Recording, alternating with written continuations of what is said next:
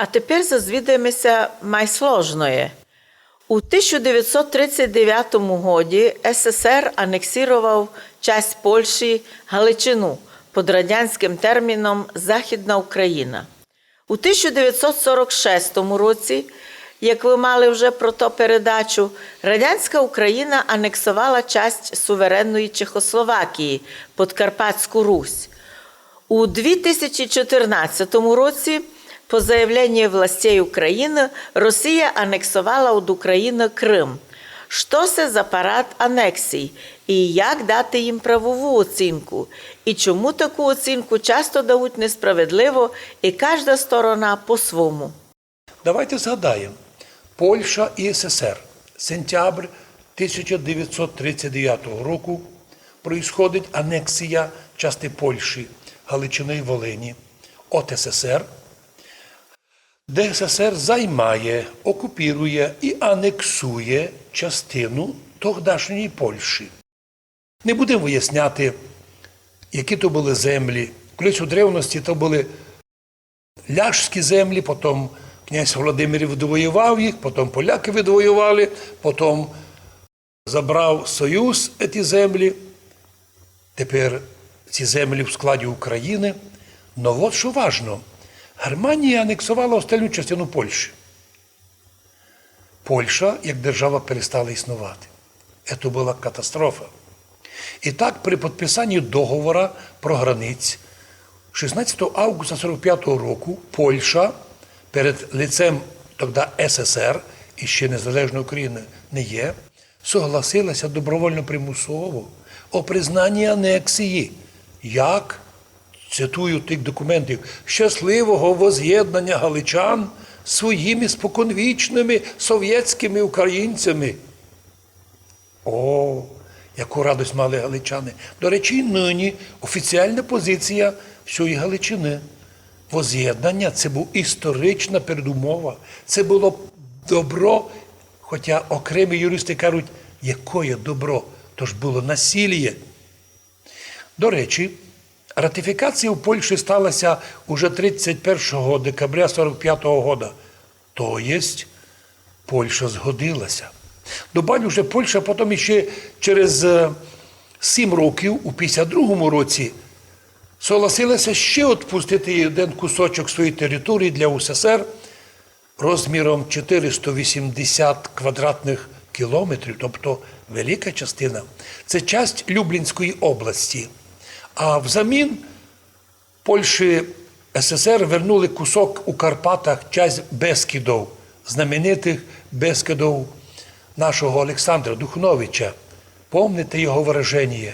Я родився під Бескидом, перший воздух руський сав. Я кормився руським хлібом, русин мене колисав. В ті Бескиди Совєтський Союз нібито відпустив Польщі.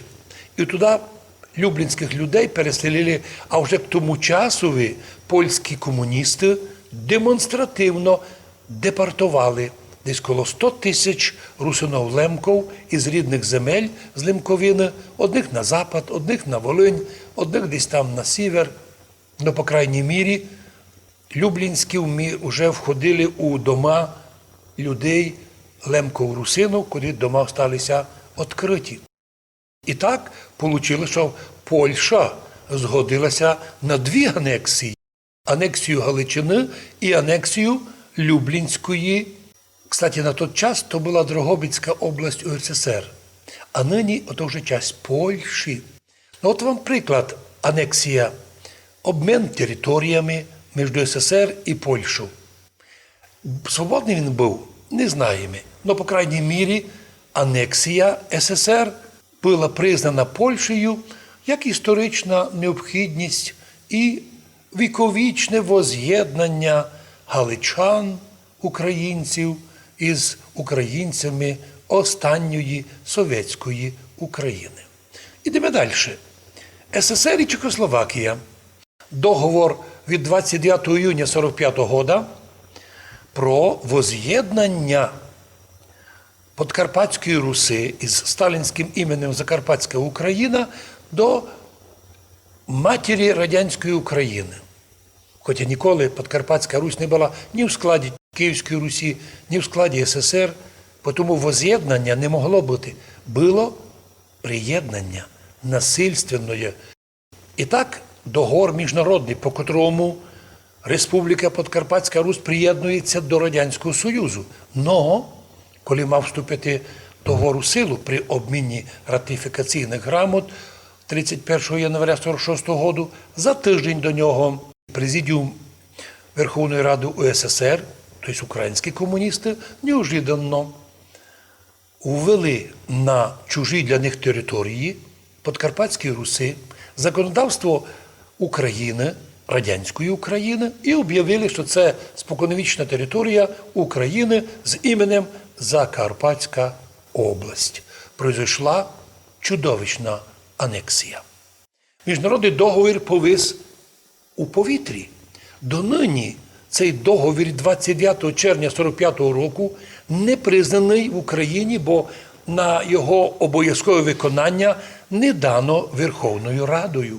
Так записано у 7 параграфі. Но іменно то, що Україна до сих пір не визнала договір про приєднання Подкарпатської Руси, Закарпатської України до СССР і до УССР, лише допоміжно підтвердив, що був факт анексії. І так, анексія случилася. А що далі? Анексію совершив Совєтський Союз від Чехословакії. А вже нова Польща, пам'ятаєте, підписала договор про дружбу з Україною, і в 1992 році вона признала, що анексія Радянським Союзом Галичини – це вже не злочин, а це вони з тим погодилися. Так?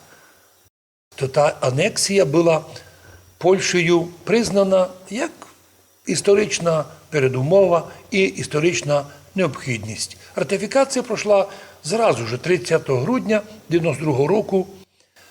Кравчук підписав, звідти підписав у Польщі, писав знаменитий Лех Валенса, перший президент незалежної Польщі. Потім виявилося, що він агент совєтських спецслужб, як говорять документи.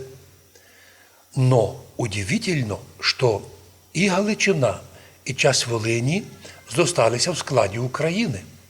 І Польща це визнала, що це часть української території, хоча у деяких польських чиновників злобно обзивалися, що, мов, це наш, Львів – це наше місто, але все-таки договорилися, що анексія Совєтського Союзу Галичини нині не анексія, а частина української держави.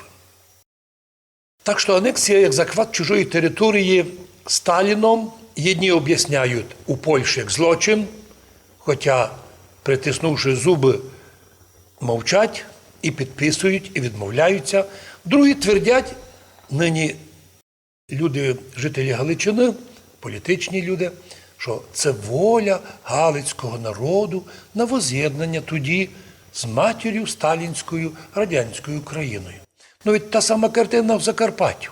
Чехи, словаки, русини подкарпатські іменують діяння Сталіна як анексія частини суверенної Чехословакії від радянської України. Тобто радянська Україна, українські комуністи зробили факт анексії. Но тепер уже, коли вже приєднали, комуністи українські сюди прийшли, привели сюди вчителів, журналістів, відкрили свої українські газети і приклеїли жителям Закарпаття такі слова. Тепер уже це була не анексія, воля всього закарпатського народу на воз'єднання сталінською матір'ю радянською Україною. Правда, смішно, але це факт. Це і є, що називають одні в Європі двойними стандартами. Но ці стандарти домовлені. Тобто і нині ми споминаємо анексію, но в 91-му році, 1 грудня, жителі Закарпаття, русини, числом 78%, а загалом 92%, проголосували, проявили свою волю за створення нової держави Незалежна Україна і входимо в неї, в колацію країни, першим пунктом, а другим піднімаємо свій статус широкої автономії або спеціальної самоврядної території як суб'єкта в складі незалежної України, який не сміє входити ні в які другі адміністративно-територіальні утворення, особливо Галицькі, Івано-Франківські і в якісь другі. Отже, сьогодні така ситуація. Як роблять росіяни, називають приєднання Крима волею кримлян.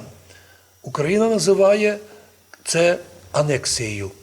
Но найбільше боль анексії, навіть і сьогодні українці не можуть відчути, як ми, русини, відчули боль, що таке анексія. Тоді, в 46-му році, коли за одну ніч мінялися закони, мінялися назви, а всіх русинов переписали в українців. Несогласних було коло 80 тисяч, направили на перевиховання у совєтські концлагеря. От так можна говорити двойні стандарти, що може бути анексія Галичини, а потім поляки з тим згодилися, як і анексія Закарпаття, Подкарпатської Русі з боку радянської України. Нині часть русинів критикує, більша часть русинів вирішила войти в склад цієї держави, надіється на її благорозум'я, хоча, уви, за 30 років Україна не визнає право народа на свою землю називатися тою назвою, а всіх, хто про то згадує, обзиває, як не хоче, шпіонами усіх розвідок світа, но лиш не правозащитниками. Ми, жителі Закарпаття, котрі згадують про свої права, являються офіційними, неофіційними, декларованими чи просто відкритими правозащитниками своїх прав і свобод. Такими нас рахуйте, но ми молимося за свою державу, за єдинство держави, за єдинство церкви і за то, щоб влада не вмішувалася в релігію, як то робила совєтська власть. Вмішалася в репресіях проти православних і проти греко-католиків. Так нині теж ці репресії потерпіли ми всі, православні, в першу чергу, канонічної церкви, а значить, щось не дуже власть навчила історія. Но в будь-якому випадку колись історія покаже і поставить свою строгу оцінку діянням, часто злочинним діянням влади.